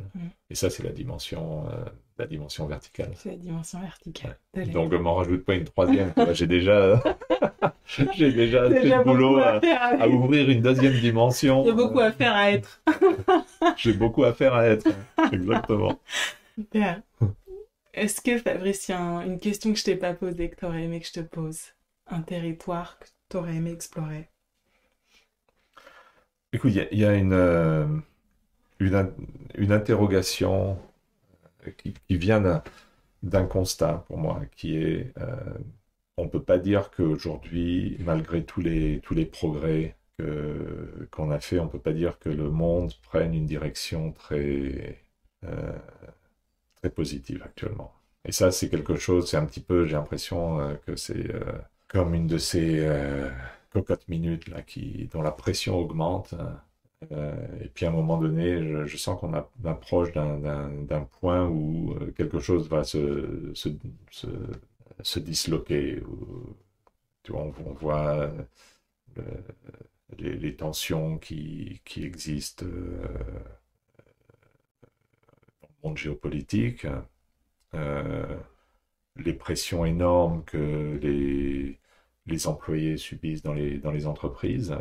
Cette poursuite effrénée de la croissance et du profit qui, puisqu'on n'inclut pas le coût de l'environnement, des ressources que l'on utilise, etc., essentiellement, l'air qu'on respire est gratuit, les ressources qu'on tire du sol sont gratuites, Et donc, il n'y a pas de limite à l'exploitation de la Terre, y compris la destruction des écosystèmes, etc. Et ça s'accélère puisqu'on recherche de plus en plus de profits. Donc, il faut de plus en plus puiser dans les ressources pour créer de l'énergie, pour permettre cette exploitation. Donc, j'ai l'impression qu'on arrive à un point de non-retour et un point de rupture. Donc, pour moi, la grande interrogation, c'est dans notre rôle de coach, qu'est-ce qu'on peut faire? Est-ce que c'est suffisant de travailler avec un client à la fois ou une équipe de direction à la fois? Ou est-ce qu'on peut accélérer cette prise de conscience? Et j'ai pas de réponse à ça. C'est quelque chose qui m'interroge. Qu'est-ce qu'on peut faire? Alors moi, ma réponse, ça a été de, de retourner dans mon cabinet de conseil où j'ai grandi et de prendre donc la direction de la pratique de leadership pour la région et de dire au moins grâce à cet accès, puisqu'on a accès à un grand nombre de grandes entreprises, de dirigeants, etc., d'augmenter mon influence. Donc c'était ma réponse. Euh, Tu vois, j'ai une équipe de coach, on travaille avec mes collègues au niveau mondial, donc on a un certain pouvoir d'action, en fait, et d'apporter nos solutions, ou en tout cas nos pratiques, nos réflexions, nos interrogations aux grandes entreprises au niveau mondial. C'est ma solution, mais est-ce que c'est la bonne? Est-ce que c'est la seule? Est-ce qu'il y en a d'autres? Je ne sais pas. Et cette question que tu poses, moi, elle m'interroge en elle-même. C'est une question d'échelle, encore, peut-être. Ben, c'est une question d'échelle, et puis c'est une question de comment, finalement, comment formater le message pour le répandre le plus rapidement Ouais. possible. Mais donc, quantitatif, quand je dis échelle, Mm. c'est une volonté de quantitativement avoir de l'influence. Oui, tout à fait. Mm. Tout à fait. Donc, donc ça, c'est une question qui qui m'intéresse et que j'apporte à mes clients aussi. Alors, et tu vois, par exemple, cette entreprise que j'ai rencontrée, où j'ai fait ma conférence mardi matin à Jakarta, finalement, c'est le signe qu'il y a une prise de conscience. Tu vois, c'est un groupe qui travaille dans les ressources naturelles, etc. Donc on pourrait dire, a priori, c'est les méchants, c'est les mauvais, etc. Mais en fait, il y a une conscience très très forte de la nécessité de la préservation, de l'environnement, de la culture, de la terre. Donc il y a des signes d'espoir. Après, il y a des entreprises qui... il n'y a que la croissance qui compte. La croissance, la croissance, la croissance. Mais n'est-ce pas la croissance derrière cette question aussi? Faire tourner le plus d'assiettes de coaching pour toucher le plus de Ben, là, je personnes. pense pas que ce soit de la croissance, tu vois. De faire Ok. tourner plus d'assiettes, c'est de la productivité, c'est pas de la croissance. Mais, euh, mais ouais, aujourd'hui, on a, on vit dans un système qui privilégie, enfin, quand tu écoutes les dirigeants, c'est profit et croissance. C'est les deux mesures de succès. Et ce sont des bonnes mesures de succès parce que si tu n'as pas de profit, bah, tu mets la clé sous la porte. Donc, et si tu n'as pas de croissance, tu vas peut-être pas attirer les meilleurs que tu veux attirer parce que naturellement, on se porte vers des entreprises qui sont perçues à tort ou à raison comme ayant du succès, donc elles grandissent. Et ça permet de faire des choses intéressantes, ça permet de commencer un petit business et de le, le faire grandir, etc. Donc il y a des tas de bonnes choses qui viennent avec la croissance et le profit. Donc c'est pas, encore une fois, c'est pas une opposition. Mais croissance pour la croissance, profit pour le profit, sans sens en fait, sans conscience de ce que l'on veut réellement faire pour avoir une contribution positive dans le monde, ça nous emmène dans le mur. Donc en fait, je vois mon rôle un petit peu comme essayer de réconcilier les deux aspects et de dire à mes clients, mais finalement, oui, Il faut faire de la croissance, il faut faire du profit, mais c'est pas la seule chose. Et il faut développer cette conscience de pas seulement des actionnaires, mais de tous les acteurs de l'écosystème dans lequel on évolue, de sortir de cette mentalité que, de, tu vois, que les ressources sont rares et donc il faut les accaparer. Un petit peu un jeu à somme nulle, tu vois, ce que je peux attraper, c'est autant que le concurrent n'attrapera pas. Il faut sortir de cette mentalité. Il n'y a pas de limite à ce qu'on peut faire ensemble. On n'est pas obligé d'être des concurrents, on peut aussi travailler ensemble. Donc il y a toute des mentalités à changer, qui sont d'ailleurs des mentalités qu'on a dans d'autres secteurs de notre vie. Donc par exemple, quand tu élèves un enfant, tu te dis pas, attends, mais combien il va me coûter et combien il va me rapporter. Donc je vais faire, tu vois, un PNL et puis et de dire, ben voilà, j'espère que sa valeur nette actualisée va être positive, quoi, parce que sinon je dois pas avoir des enfants. On raisonne pas comme ça. Quand tu as un enfant, tu donneras tout à ton enfant sans compter. Donc en fait, on est une espèce de schizophrénie où dans notre vie, avec nos amis, avec notre famille, on a un système de valeurs, et puis c'est comme si on abandonnait tout ça, et on va travailler, et là on se transforme en monstre sanguinaire, on a fait plein de profits, mais on n'en a pas fait assez, donc on va licencier 10 000 personnes. Pouf, tu vois, le modèle Jack Welch. Tu vois, on se transforme en robot complètement aseptisé, sans aucune émotion, sans aucune conscience collective, sans aucune assiette spirituelle. Et voilà, on est très content parce qu'on a généré de la croissance et du profit. Et, c'est un comportement complètement schizophrène parce qu'en fait, c'est pas nécessairement qui on est, mais c'est qui on devient quand on va dans le monde de l'entreprise. Et, c'est pas du tout simple puisque ça a contribué à créer toutes ces entreprises monstrueuses qui n'ont aucune conscience de ce qu'elles font. Alors, je pense que c'est peut-être en train de changer un petit peu. On commence tout doucement à voir les signes d'une conscience plus développée de l'impact de l'entreprise dans le monde, mais c'est peut-être trop lent et trop tard, je ne sais pas. Mais en tout cas, on a en nous tout ce qu'il faut. Tu vois, on n'a pas besoin d'être réparé. Tu vois, on a tout en nous ce qu'il faut pour avoir ce niveau de conscience, puisqu'on l'a très souvent dans notre vie privée. Alors, pourquoi est-ce qu'on ne démontre pas la même empathie, la même générosité qu'on a dans notre vie privée? Pourquoi est-ce qu'on n'est pas capable de l'amener dans l'entreprise? Ou qu'est-ce qui fait que l'entreprise, par ses conditions, par sa culture, ne permet pas à l'humanité de fleurir? Voilà, tu as encore des questions? Question en suspens.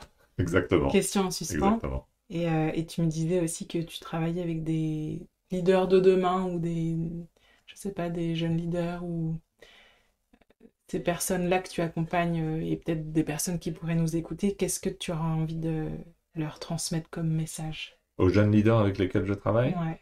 Bah, d'abord, alors, mes jeunes leaders, ils sont pas si jeunes que ça, parce qu'en général, on s'adresse à des gens qui sont à un niveau hiérarchique en dessous du COMEX. Donc, ce sont des gens qui ont déjà des responsabilités importantes, mais qui ne sont pas au niveau du comité exécutif ou du comité de direction. Des fois, dans les très grandes entreprises, on va aussi à un niveau en dessous, mais ça reste quand même des gens qui ont pour la plupart entre 35 et 45 ans, pour schématiser.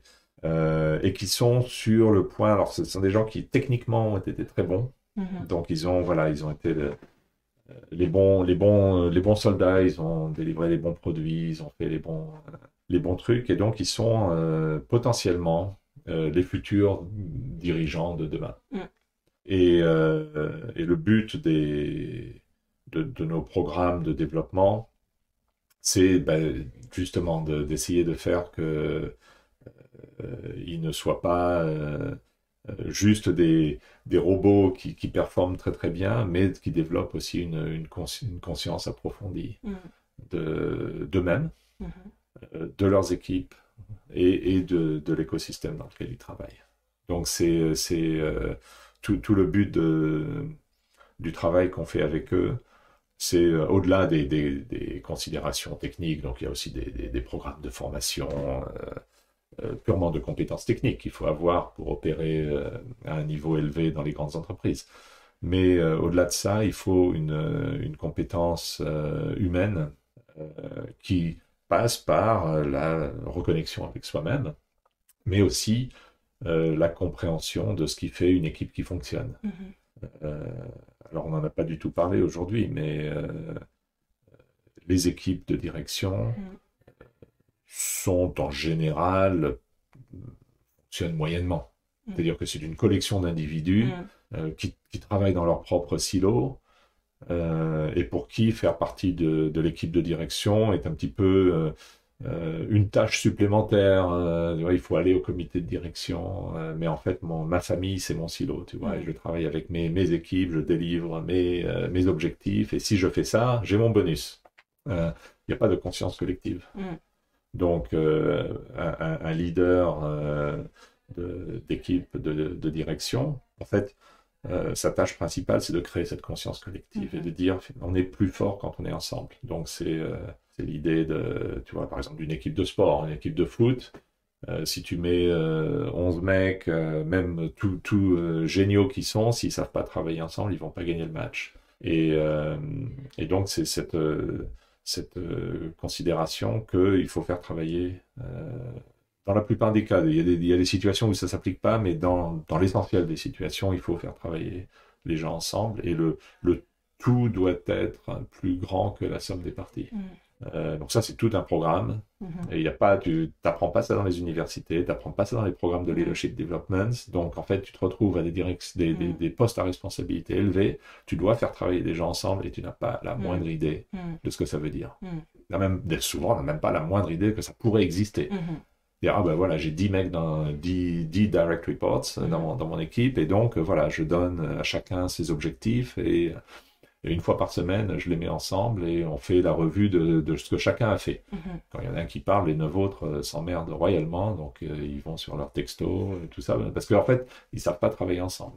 Donc cette notion de travailler en équipe est absolument primordiale pour être un leader de demain, et d'arriver à faire travailler des gens compétents ensemble pour créer quelque chose qui est plus grand que nous. Donc ça, c'est tout un programme. On s'inspire beaucoup pour ça. On va en fait en dehors du monde de l'entreprise parce qu'il n'y a pas beaucoup de rôle modèle dans l'entreprise. Donc on va dans le monde du sport, dans le monde des arts, tu vois, un chef d'orchestre qui arrive à faire travailler, tu vois, 30 musiciens ensemble. Et c'est pas que chacun a sa partition, donc il doit jouer ses notes. S'il joue pas ses notes, s'il sait pas jouer ses notes, on le vire, ok. Mais c'est pas ça qui fait le génie d'un chef d'orchestre. C'est pas que chacun, le violoniste, le troisième violon, le deuxième trombone, ils savent jouer leur partition. Évidemment, c'est le point de départ. Ils savent jouer de leur instrument. C'est comment est-ce qu'on fait que ces gens-là vont jouer tous ensemble. Ils vont abandonner en fait leur ego pour devenir une conscience collective. Et quand tu écoutes un orchestre dirigé par un grand chef, c'est ça qui est en train de se passer. Et dans l'entreprise, on n'arrive pas à le faire. Dans le monde du sport, on le voit. En 11 footballeurs, si le coach n'arrive pas à les faire travailler ensemble, tu as Manchester United. Tu as des mecs très très bons qui jouent très mal. Et on s'inspire aussi beaucoup, je te disais ça avant qu'on commence l'enregistrement, avec les forces spéciales dans l'armée.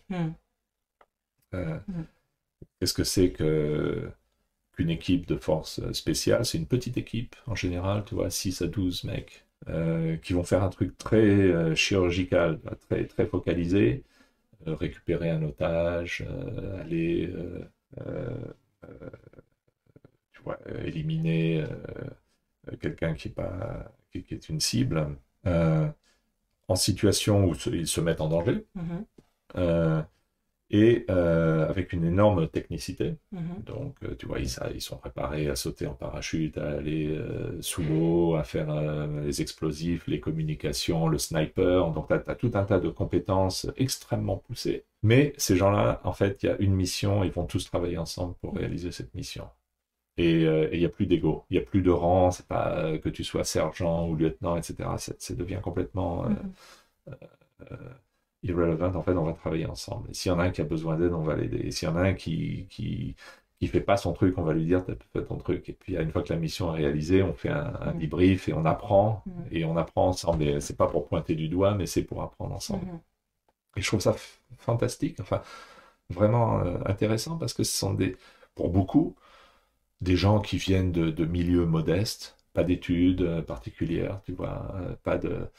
Et donc, l'armée, c'est pas, on voit ça dans beaucoup de pays qui ont des forces spéciales, tu vois, les États-Unis, la France, le Royaume-Uni, Israël. Il y a pas beaucoup de pays dans le monde qui ont des forces spéciales dignes de ce nom.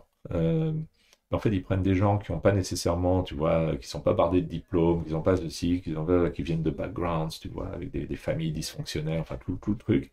Et tu arrives à faire que ces gens-là deviennent des super-héros ensemble. Mhm. Et je me dis, si on arrive à faire ça dans l'entreprise, Mhm.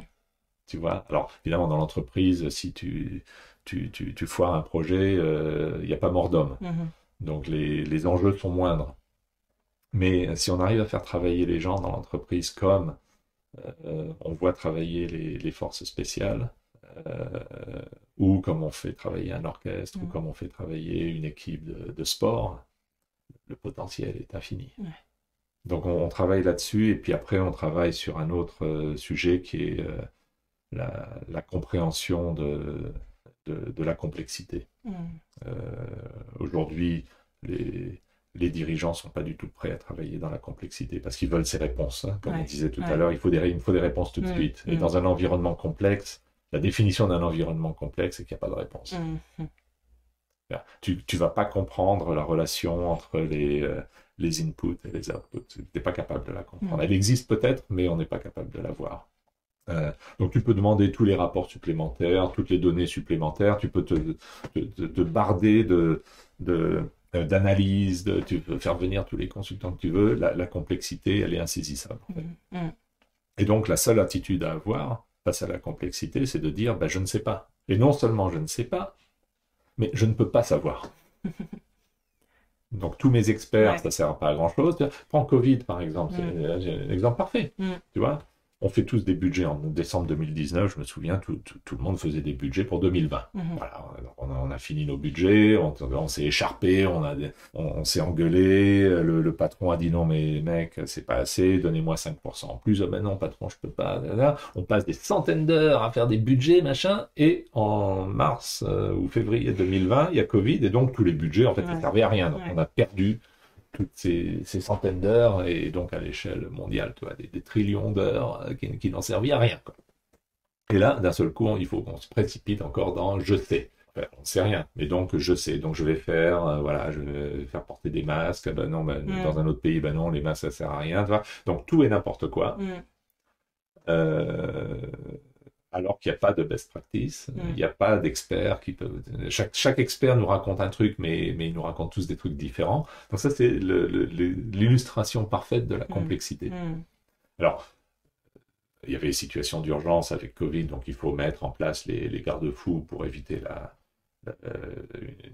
une contamination à échelle massive parce que les hôpitaux ne peuvent pas suivre. Mais une fois qu'on a stabilisé le truc, c'est là qu'on a vu l'incompétence massive de tout le système, en fait, Mhm. Mhm. qui s'est précipité dans des règles. Donc, tu vois, la grand-mère qui n'a pas le droit d'aller se promener sur la plage et qu'on lui met une amende à 135 euros. Enfin, tous les trucs, tu vois, on garde des étudiants, on Mhm. les enferme dans leur chambre Mhm. d'étudiants alors que Mhm. les gars, ils ont 20 ans, Mhm. tu vois. Et donc, on a toute une génération d'étudiants qui ont eu leur scolarité complètement bousillée. Maintenant, on voit des problèmes psychologiques. Donc, Mhm. il y a eu on s'est précipité dans l'action avec des règles complètement arbitraires. Et ça, c'est notre difficulté à vivre face à la complexité et à dire finalement, je ne sais pas. Mhm.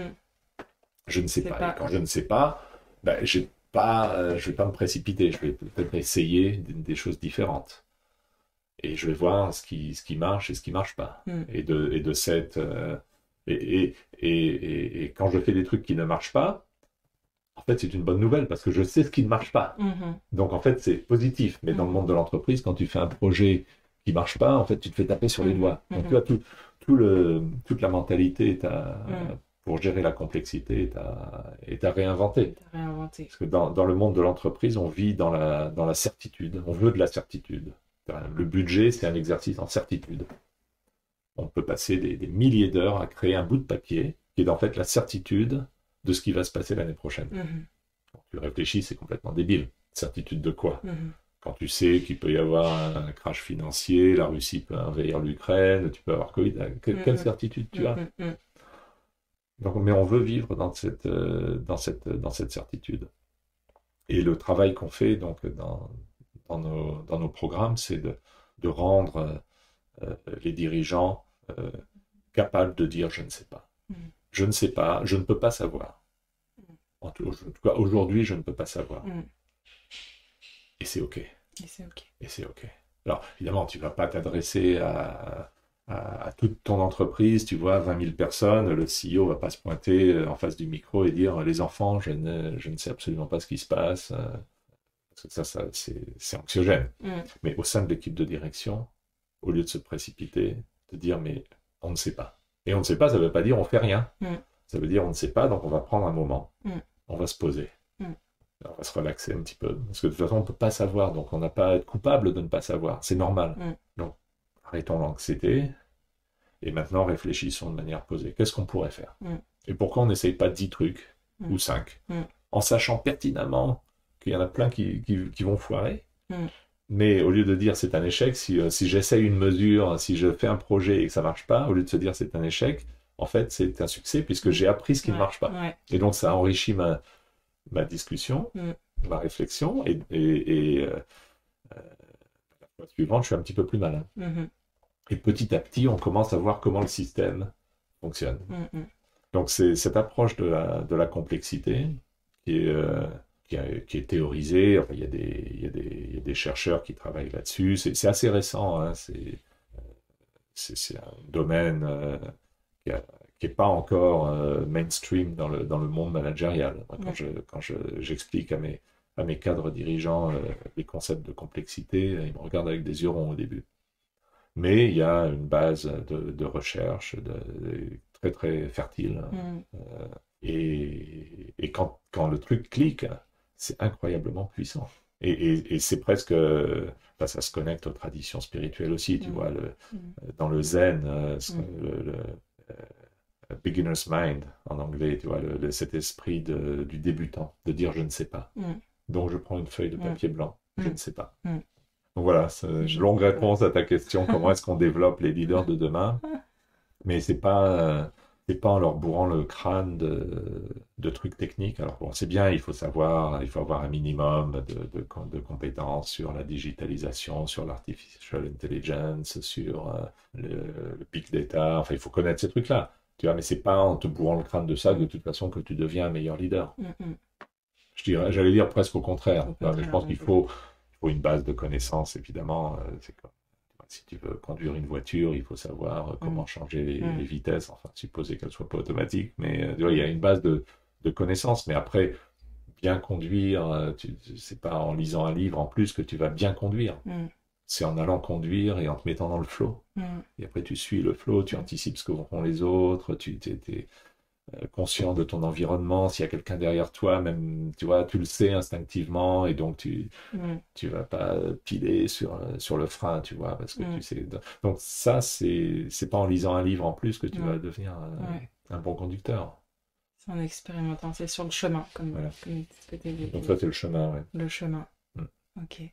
On arrive à la fin de notre enregistrement. Ce chemin, justement, tu l'as vécu comment, là? Le temps qu'on a passé Écoute, à cheminer. moi j'adore ça.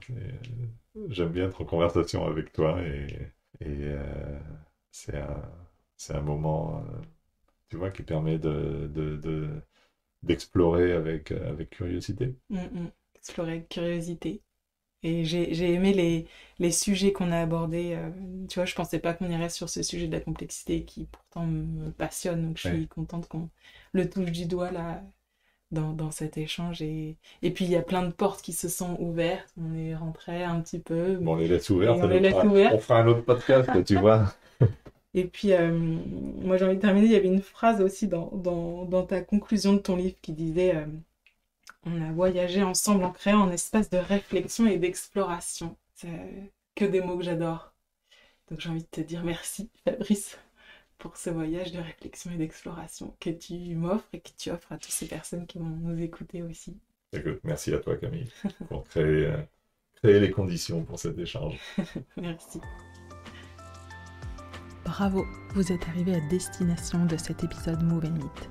Merci de le partager à 2 personnes autour de vous, de demander à vos amis de s'abonner et de mettre une note 5 étoiles avec un commentaire. C'est ce qui permet de faire vivre le podcast. Pour finir, n'oubliez pas que si vous avez besoin d'être accompagné dans vos challenges professionnels, je serai ravie de faire avec vous un point sur votre situation si vous m'écrivez sur www.coperspectives.com. Je suis Camille Fitoussi, j'ai hâte de vous lire et je vous dis à très bientôt.